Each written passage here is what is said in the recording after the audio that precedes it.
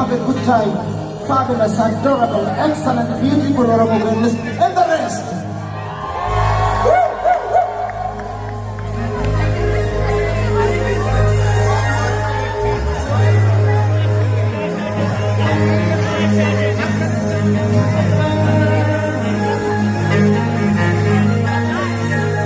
Let's sing together this song. I wrote this song when I was in a refugee camp.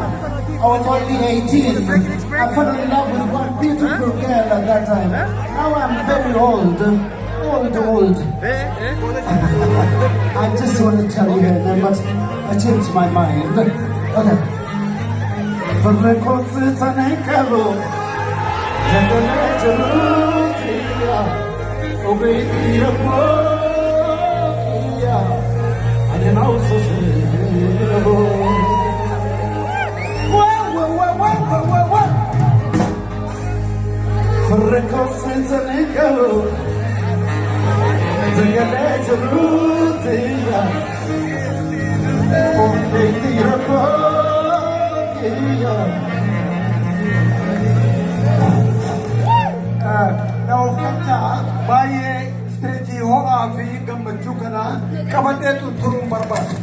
Kamer, kneel down for the freedom of Oromia. Oromia shall be free.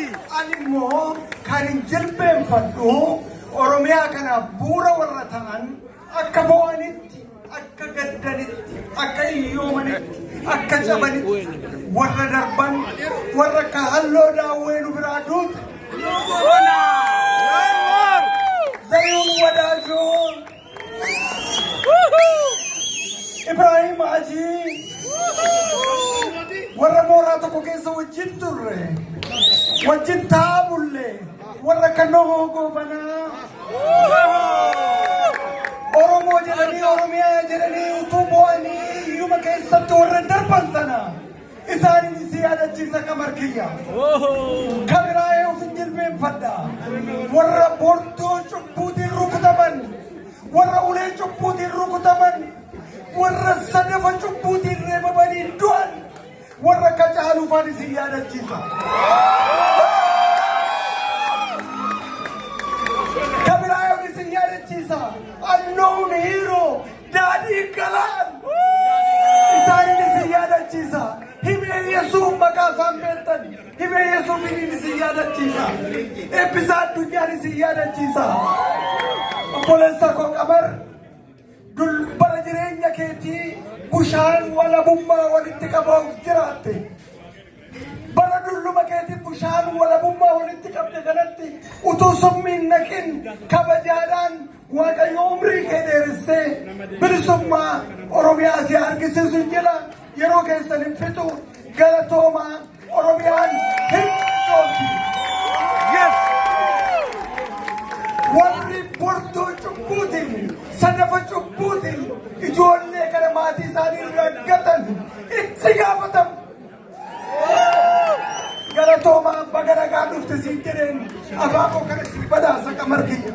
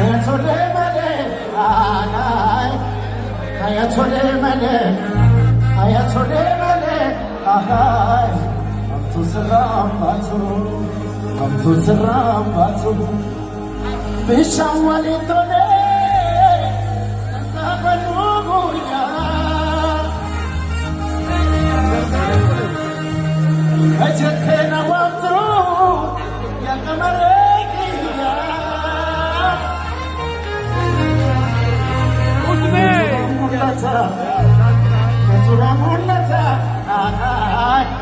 naturotia, natura mulata, natura mulata.